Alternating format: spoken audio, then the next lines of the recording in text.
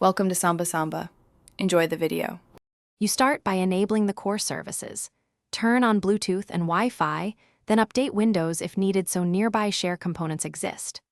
Once done, open Settings and enable Nearby Share or the equivalent share options. This allows discovery and quick pairing.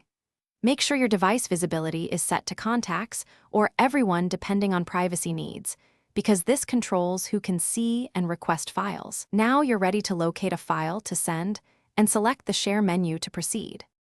You pick the file, right-click and choose Share, then select Nearby Share from the menu. From there, you scan the device list.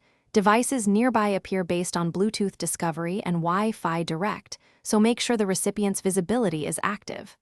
Once you tap the receiving device, the recipient must accept the transfer. This prevents unwanted pushes.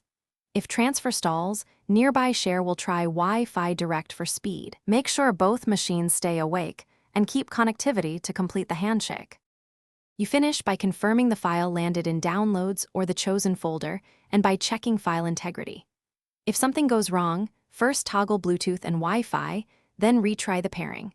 A quick restart of Nearby Share or File Explorer often clears stale discovery. Make sure both systems have permission to share with each other and that any firewall settings aren't blocking transfers. Finally, if problems persist, update Bluetooth and network drivers and Windows itself. Then attempt the transfer again to resolve underlying compatibility issues.